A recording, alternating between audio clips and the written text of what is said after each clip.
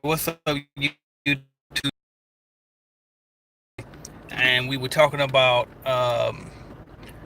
the point of somebody said on a feed that she was watching on her Instagram. They said that they don't understand why certain successful people, when you ask them for advice, why they act like they can't share the knowledge with you. Like they try to preface it like, well, it's a lot of work, or well, it ain't gonna happen overnight, that type of thing, right? And they give you that approach with it when you ask them how they did something. And y'all got questions, shooting, man. I got a little bit of time. I got a lot of time. I got a little bit of time. But so this is my perspective on that, right? I think that you first off you got to be specific when you ask a question, okay? Because if somebody was to come to me today and ask me, okay, so how did you start doing blah blah blah? I cannot answer you step by step over the phone right now on exactly how I did whatever business I do. And then even if I did do it, you're not going to remember all of those things. Like people got to remember when successful people are successful, it's not a button they turn on and go be successful. That's a process, and it's usually over years at a time. So, excuse me, I can't explain got a 4 year period to you in a 30-minute conversation. Now, if you get specific and say, what website did you use to buy your domain name? Now that's a quick answer. I can answer that. If you get specific and say, okay, where did you buy your backpack vacuum from? I can answer that. That's a simple question. But if you sit there and try to ask me, how did I start my cleaning company? I'm gonna have to send you the link to the YouTube video because I don't have the time to sit there and walk you through it. And like I said, even if I did have the time, or even if I did remember for that case, a lot of times, like you can ask somebody, like for example, I know somebody that grandma is in real estate, right? And she been doing real estate for years. And let's just say I wanted to get started in real estate. It wouldn't make sense for me to go up to her and ask her, so how do I get started in real estate? Honestly, she probably can't even remember how the hell she got started in real estate. And then it's like, even if she do remember, she probably remember that, like that one brief overall view story. But she can't give you the details of when she went and applied for that mortgage loan, what the interest rate was, what questions she asked, her earnest money deposit, all of the different things. You know what I mean? So, like, I want to remind people to just simply be specific about the questions you ask if you want to get value out of that. That's number one. Number two, um, don't be offended just because somebody isn't get you feel like they holding back. I'm gonna tell you, I ain't never met a successful person ever in my life who wasn't excited to share what they know. But the problem was at the time for me was I didn't know what questions to ask. And the reason why I didn't know what questions to ask because I wasn't educated enough yet to know what to ask. So when you don't have the experience, when you're not educated enough, you ask broad general questions because you're not there yet, right? So when you first get started, you say, so what can I do? What can I invest in? And that's a broad question, and then you're gonna get a broad answer, which is, I mean, you can invest in anything: real estate, start a business, invest in stock market, and then they're gonna say, okay, well, which one is the best though? And then we're gonna say, well, it depends, because it does depend. And it depends on how educated you are on that topic. It depends on which niche or business that you decide to start. It depends on what type of real estate business you invest in. You talk on. It could be a whole plethora of answers. So this is why you don't get the answer that you're looking for because you're not answering the right questions. Okay, so what I would recommend when dealing with a mentor or somebody you look up to is number one, know what you want to do. Try to figure that out first. And then once you figure that out, do some research as much as you possibly can about that topic. And then once you run into some things that you don't know the specific answer to with that thing, that's when you go to somebody else to say, okay, now this part right here, what did you do for that? That's when you would ask the question. But you can't ask a broad question and then get mad at somebody when they give you a broad answer. And the reason why they prefacing their answer to you before they even give you that broad answer, and they start off by saying, well, it's gonna be a lot. You know what I mean? Like, you can't quit because it's gonna be because that's what they remember at the time about the whole general thing. You ask them about the whole general thing. Well, that includes a lot of stress, lost sleep, depression. I mean, late, all type of stuff. You don't know what. I mean, so it's like that broad question you answer That's what happens when you do that. So be specific when you ask. All right. Shout out Trucker Sherm. He said, "What's up, man? Been following you. Will definitely be in touch, bro. I appreciate you, man." Shout out to Benny Chicago, CBN member. He said, "What's the best time to call you?" I'm about free, bro. Basically now. My kid's about to get off the bus. So once we get them in the house, get them a snack or something, shoot me a text.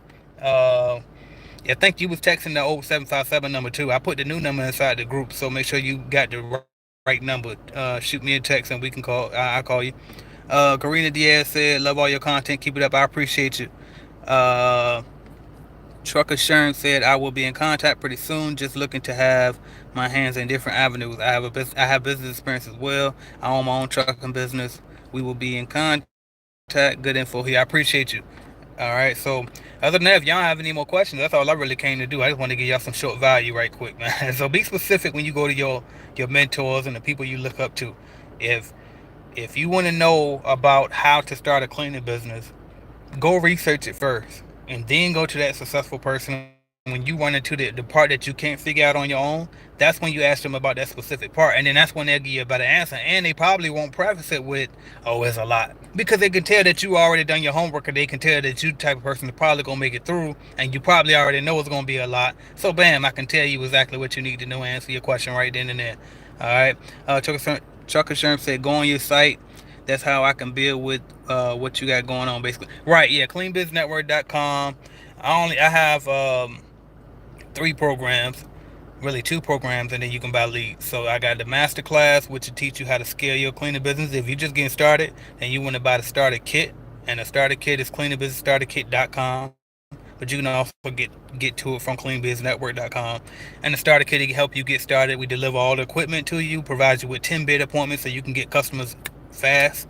Um, and the whole training course and a bunch of like forms, everything you need to download so you can know how to hire your employees, training on hiring and firing, everything. And I mean the whole thing. I ain't gonna go over it because I think I just went over. I probably should still go over all the details in every video because it's still people don't really know everything I got going on.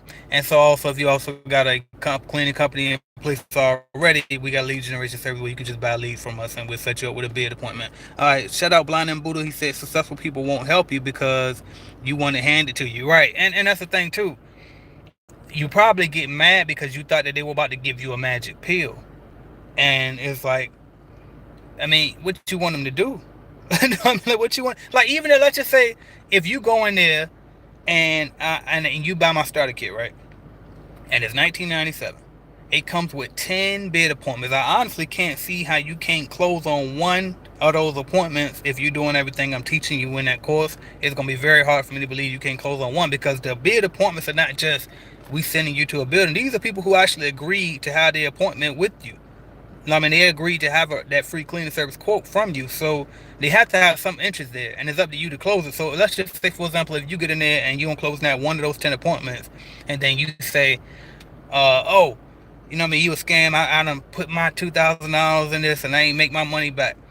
Like, that right there is you think I was supposed to hand you your contracts.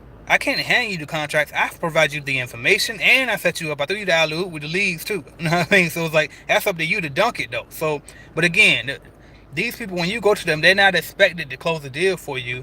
They're expected to provide you with the information. And if you don't ask them for the right information, they can't give you the right answer that you're looking for. So don't get in your feelings about it. Ask yourself, how can you be more specific about what you're asking, all right? Let's see what we got here.